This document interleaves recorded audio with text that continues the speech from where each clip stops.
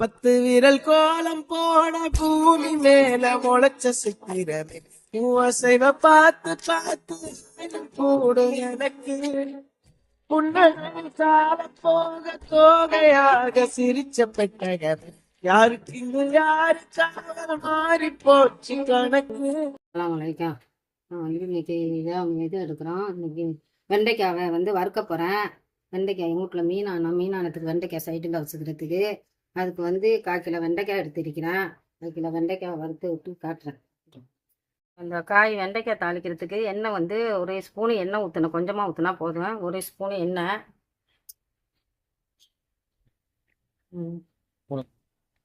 இப்போ வந்து எண்ணெயில் வந்து ஜீரகமும் பெருஞ்சீரகமும் ஒன்றா போடுறேன். 2 காஞ்ச மிளகா 2 போடுறேன். அதோட வெங்காயம் ஒரு கைப்பிடி வெங்காயம் போடுறேன்.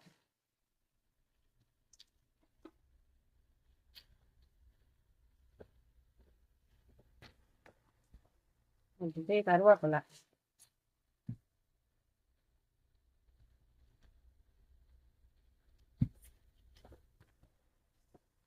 எல்லாரும் செய்யத்தான் செய்வீங்க.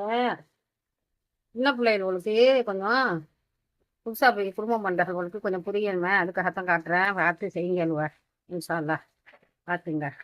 இப்போ வந்து வெண்டைக்காய் இது தக்காளி பழம் 2 தக்காளி, சின்ன தக்காளியில் 2 தக்காளி அரைச்சி போடுறேன். சின்னதாக பொடிசா மெல்லிசா அரைச்சி போடுங்க.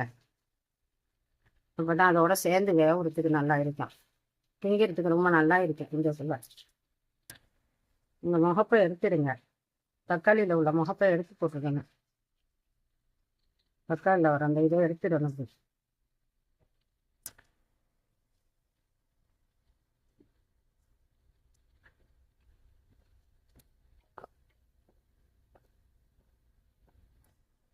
நல்லா தக்காளி வந்து எண்ணெயோடு நல்லா நசுக்கணும்.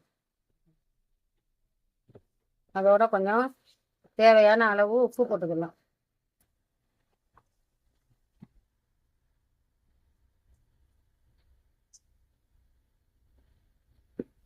தேவையான அளவு உப்பு போட்டுக்கலாம். உப்பு போட்டால் கொஞ்சம் எண்ணெயிலையோ கொஞ்சம் வதக்கும் போது நல்லா நசிஞ்சு வந்துடும். தக்காளி நசிஞ்சுனா வெங்காயமும் மெதுவு கொடுத்துரும். உப்பு ஒன்று போட்டுக்கிட்டிங்கன்னா முதல்ல இந்த இதோட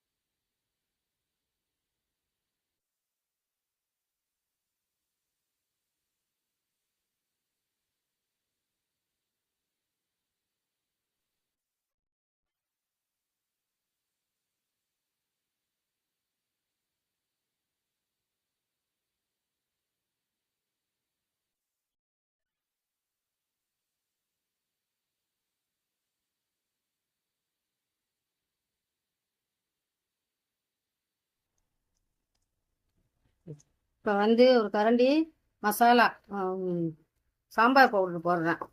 சாம்பார் பவுடர் போட்டு அதில் வந்து பரட்டி விடணும். வந்து இப்போ வெந்துடுச்சு. கொஞ்சம் சாம்பார் பவுடர் போட்டு அந்த வாசம் போன பிறகு அதில் தேங்காய் போட்டு இறக்கணும். இறக்கக்குள்ளே காட்டுறேன்.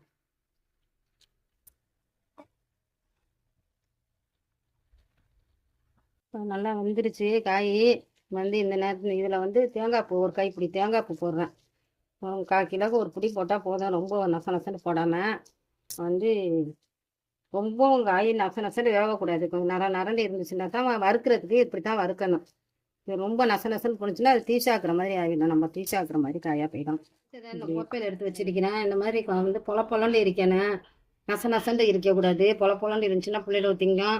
வேணும்னா காரம் கொஞ்சம் சேர்த்துக்கலாம். என்ன இப்போ திங்கிற மாதிரி காரமாக இருக்குது. இதுக்கு மேலே குறைச்சிக்கலாம். வேண்டாம் நீங்கள் மசாலா தூளை குறைச்சி போடலாம். மிளகா வேண்டாலும் காஞ்ச மிளகா போடாமல் வேண்டாலும் தாளிக்கலாம். நல்லா இருக்குது. திங்கிறதுக்கு எது நல்லா இருக்குது. இப்படி தான் இருக்கணும். ரொம்ப நசன்னு இருக்கக்கூடாது. இன்ஷா அல்லாஹ் அடுத்த வீடியோ காட்டுறேன். அஸ்ஸலாமு அலைக்கும்.